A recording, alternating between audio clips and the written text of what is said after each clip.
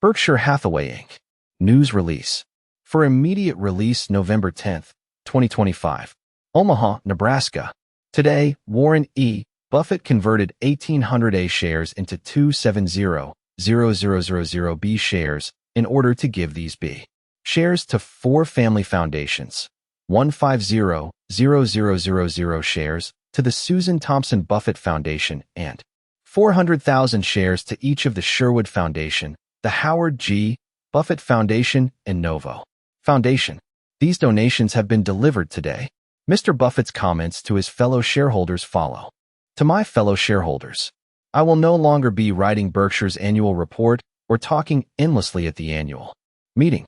As the British would say, I'm going quiet. Sort of. Greg Abel will become the boss at year-end. He is a great manager, a tireless worker, and an honest communicator. Wish him an extended tenure. I will continue talking to you and my children about Berkshire via my annual Thanksgiving message. Berkshire's individual shareholders are a very special group who are unusually generous in sharing their gains with others less fortunate. I enjoy the chance to keep in touch with you. Indulge me this year as I first reminisce a bit. After that, I will discuss the plans for distribution of my Berkshire shares. Finally, I will offer a few business and personal observations. As Thanksgiving approaches, I'm grateful and surprised by my luck in being alive at 95. When I was young, this outcome did not look like a good bet. Early on, I nearly died. It was 1938 and Omaha hospitals were then thought of by its citizens as either Catholic or Protestant, a classification that seemed natural at the time. Our family doctor, Harley Hotz, was a friendly Catholic who made house calls toting a black bag. Dr. Hotz called me Skipper and never charged much for his visits. When I experienced a bad bellyache in 1938, Dr. Hotz came by and, after probing a bit, told me I would be okay in the morning. He then went home, had dinner, and played a little bridge. Dr. Hotz couldn't, however, get my somewhat peculiar symptoms out of his mind, and later that night, he dispatched me to St. Catherine's Hospital for an emergency appendectomy. During the next 3 weeks, I felt like I was in a nunnery and began enjoying my new podium. I liked to talk, yes, even then, and the nuns embraced me.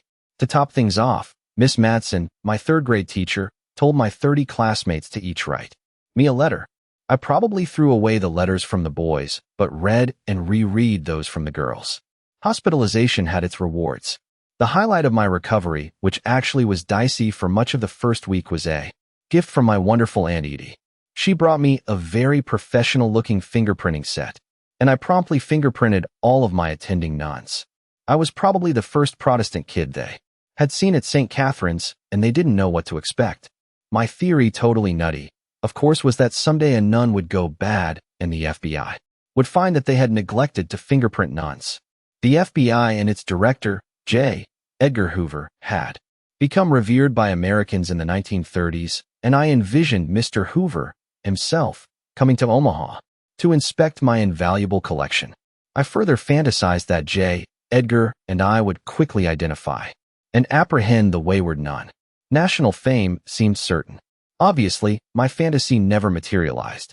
But, ironically, some years later it became clear that I should have fingerprinted J. Edgar himself as he became disgraced for misusing his post. Well, that was Omaha in the 1930s, when a sled, a bicycle, a baseball glove, and an electric train were coveted by me and my friends. Let's look at a few other kids from that era who grew up very nearby and greatly influenced my life, but of whom I was for long unaware. It'll begin with Charlie Munger, my best pal for 64 years. In the 1930s, Charlie lived a block away from the house I have owned and occupied since 1958. Early on, I missed befriending Charlie by a whisker. Charlie, 6 years older than I, worked in the summer of 1940 at my grandfather's grocery store, earning $2 for a 10-hour day. Thrift runs deep in Buffett blood. The following year I did similar work at the store, but I never met Charlie until 1959, when he was 35 and I was 28. After serving in World War II, Charlie graduated from Harvard Law and then moved permanently to California. Charlie, however, forever talked of his early years in Omaha as formative. For more than 60 years, Charlie had a huge impact on me and could not have been a better teacher and protective big brother. We had differences, but never had an argument. I told you so was not in his vocabulary. In 1958, I bought my first and only home.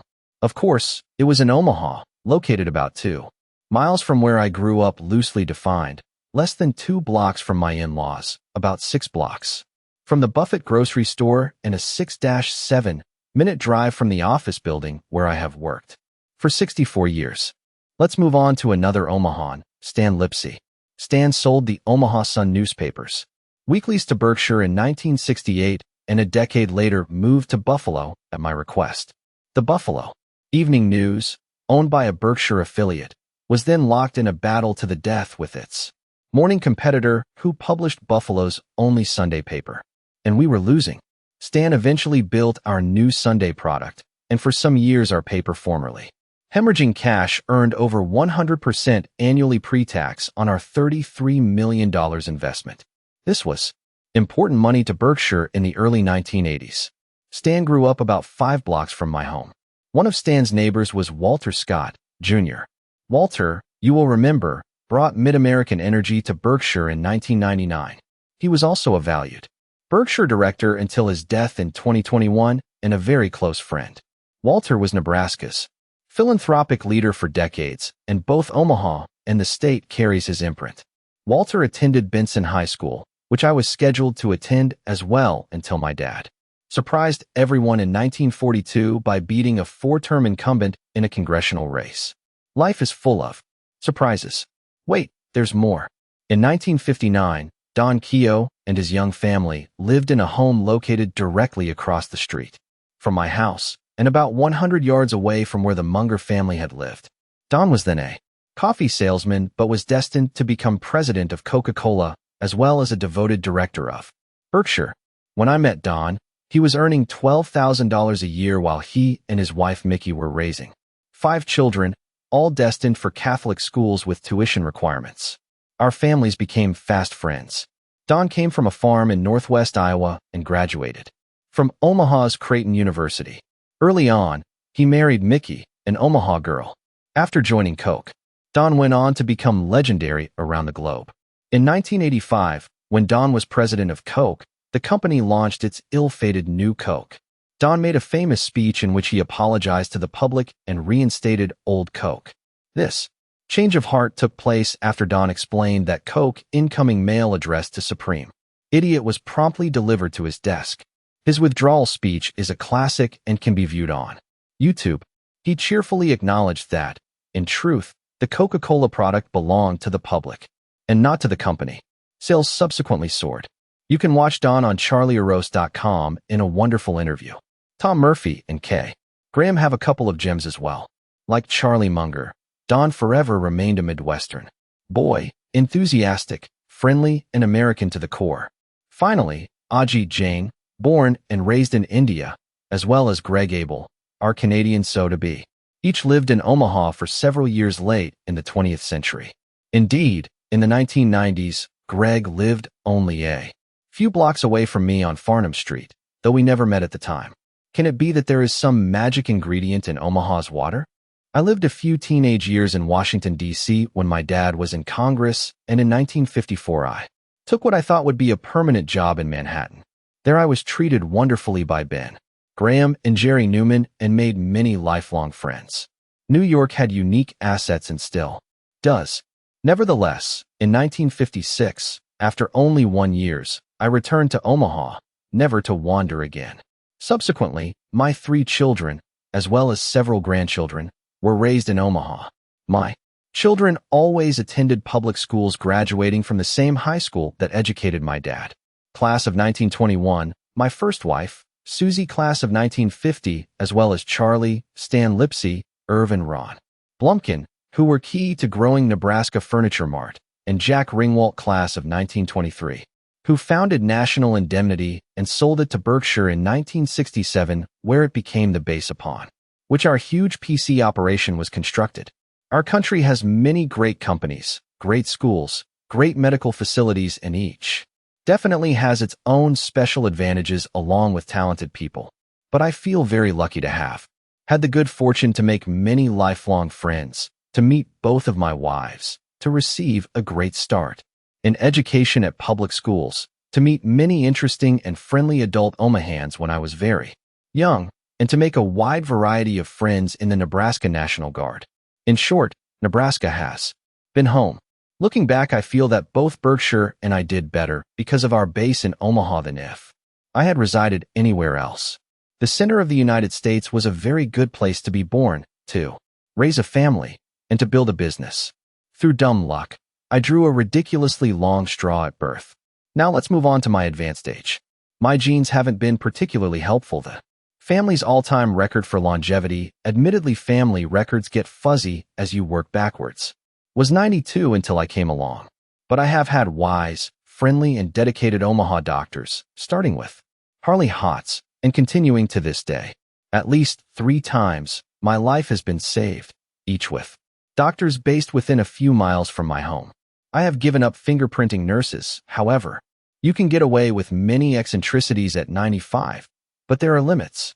Those who reach old age need a huge dose of good luck, daily escaping banana peels, natural disasters, drunk or distracted drivers, lightning strikes, you name it.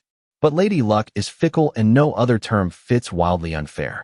In many cases, our leaders and the rich have received far more than their share of luck which, too often, the recipients prefer not to acknowledge. Dynastic inheritors have achieved lifetime financial independence the moment they emerged from the womb, while others have arrived, facing a hellhole during their early life, or, worse, disabling physical or mental infirmities that rob them of what I have taken for granted. In many heavily populated parts of the world, I would likely have had a miserable life, and my sisters would have had one even worse. I was born in 1930 healthy, reasonably intelligent, white, male, and in America. Wow. Thank you, Lady Luck. My sisters had equal intelligence and better personalities than I, but faced a much different outlook. Lady Luck continued to drop by during much of my life, but she has better things to do than work with those in their 90s. Luck has its limits. Father Time, to the contrary, now finds me more interesting as I age. And he is undefeated. For him, everyone ends up on his scorecard as wins, when balance, sight, hearing, and memory are all on a persistently downward slope. You know Father Time is in the neighborhood. I was late in becoming old. Its onset materially varies, but once it appears, it is not to be denied.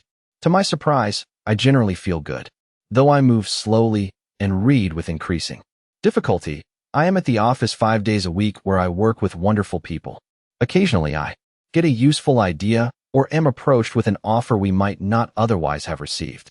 Because of Berkshire's size and because of market levels, ideas are few but not zero. My unexpected longevity, however, has unavoidable consequences of major importance to my family and the achievement of my charitable objectives. Let's explore them. What comes next? My children are all above normal retirement age, having reached 72, 70, and 67. It would be a mistake to wager that all 3 now at their peak in many respects will enjoy my exceptional luck in delayed aging. To improve the probability that they will dispose of what will essentially be my entire estate before alternate trustees replace them, I need to step up the pace of lifetime gifts to their 3 foundations. My children are now at their prime in respect to experience and wisdom, but have yet to enter old age. That honeymoon period will not last forever. Fortunately, a course correction is easy to execute. There is, however, one additional factor to consider. I would like to keep a significant amount of shares until Berkshire shareholders develop the comfort with Greg that Charlie and I long enjoyed. That level of confidence shouldn't take long. My children are already 100% behind Greg, as are the Berkshire directors. All 3 children now have the maturity, brains, energy, and instincts to disperse a large fortune. They will also have the advantage of being above ground when I am long gone, and if necessary, can adopt policies both anticipatory and reactive to federal tax policies or other developments affecting philanthropy. They may well need to adapt to a significantly changing world around them. Ruling from the grave does not have a great record, and I have never had an urge to do so. Fortunately, all 3 children received a dominant dosage of their genes from their mother. As the decades have passed, I have also become a better model for their thinking and behavior. I will never, however, achieve parity with their mother. My children have 3 alternate trustees in case of any premature deaths or disabilities. The alternates are not ranked or tied to a specific child. All 3 are exceptional humans and wise in the ways of the world. They have no conflicting motives. I have assured my children that they do not need to perform miracles nor fear failures or disappointments. These are inevitable, and I have made my share. They simply need to improve somewhat upon what generally is achieved by government activities and/or private philanthropy. Recognizing these other methods of redistribution of wealth have shortcomings as well. Early on, I contemplated various grand philanthropic plans. Though I was stubborn, these did not prove feasible. During my many years, I've also watched ill-conceived wealth transfers by political hacks, dynastic choices, and, yes, inept or quirky philanthropists. If my children simply do a decent job, they can be certain that their mother and I would be pleased. Their instincts are good, and they each have had years of practice with very small sums, initially that have been irregularly increased to more than $500 million annually. All 3 like working long hours to help others, each in their own way. The acceleration of my lifetime gifts to my children's foundations in no way reflects any change in my views about Berkshire's prospects. Greg Abel has more than met the high expectations I had for him when I first thought he should be Berkshire's next CEO. He understands many of our businesses and personnel far better than I now do, and he is a very fast learner about matters many CEOs don't even consider. I can't think of a CEO, a management consultant, an academic, a member of government, you name it, that I would select over Greg to handle your savings and mine. Greg understands, for example, far more about both the upside potential and the dangers of our PC insurance business than do a great many longtime PC executives. My hope is that his health remains good for several decades. With a little luck, Berkshire should require only 5 or 6 CEOs over the next century. It should particularly avoid those whose goal is to retire at 65, to become look at me rich, or to initiate a dynasty. One unpleasant reality: occasionally, a wonderful and loyal CEO of the parent or a subsidiary will succumb to dementia, Alzheimer's, or another debilitating and long-term disease. Charlie and I encountered this problem several times and failed to act. This failure can be a huge mistake. The board must be alert to this possibility at the CEO level, and the CEO must be alert to the possibility at subsidiaries. This is easier said than done. I could cite a few examples from the past at major companies. Directors should be alert, and speak up is all that I can advise. During my lifetime, reformers sought to embarrass CEOs by requiring the disclosure of the compensation of the boss compared to what was being paid to the average employee. Proxy statements promptly ballooned to 100-plus pages compared to 20 or less earlier. But the good intentions didn't work. Instead, they backfired. Based on the majority of my observations, the CEO of Company A looked at his competitor at Company B and subtly conveyed to his board that he should be worth more. Of course, he also boosted the pay of directors and was careful who he placed on the compensation committee. The new rules produced envy, not moderation. The ratcheting took on a life of its own.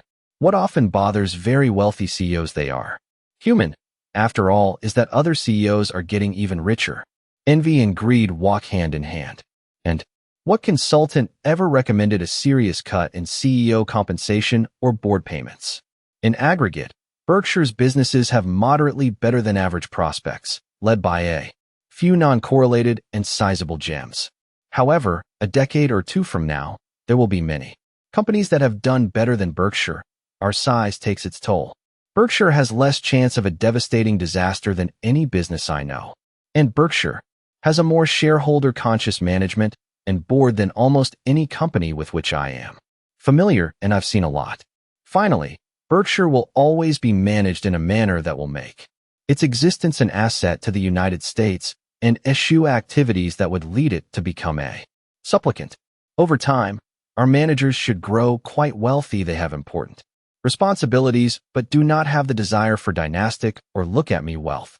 Our stock price will move capriciously, occasionally falling 50% or so, as has happened 3 times in 60 years under present management. Don't despair. America will come back, and so will Berkshire shares. A few final thoughts. One perhaps self-serving observation. I'm happy to say I feel better about the second half of my life than the first.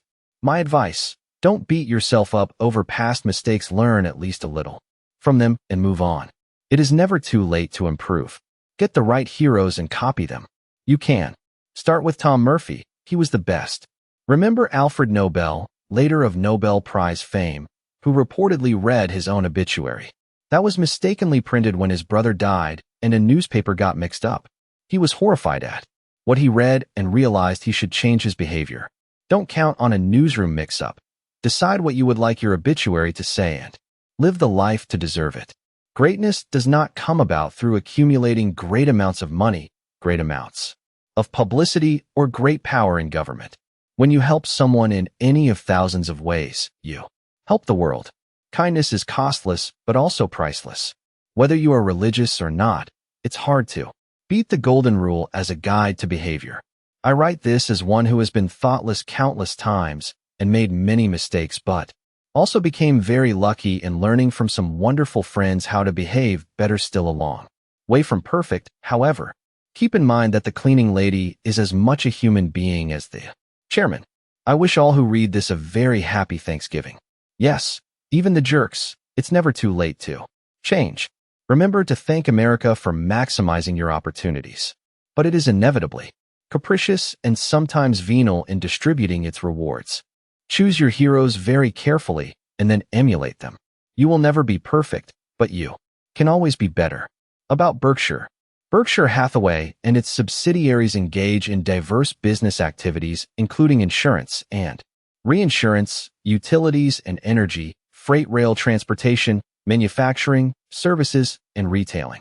Common stock of the company is listed on the New York Stock Exchange, trading symbols Berkshire Hathaway and Berkshire Hathaway New.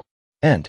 Contact: Mark D., Hamburg, 402-346-1400.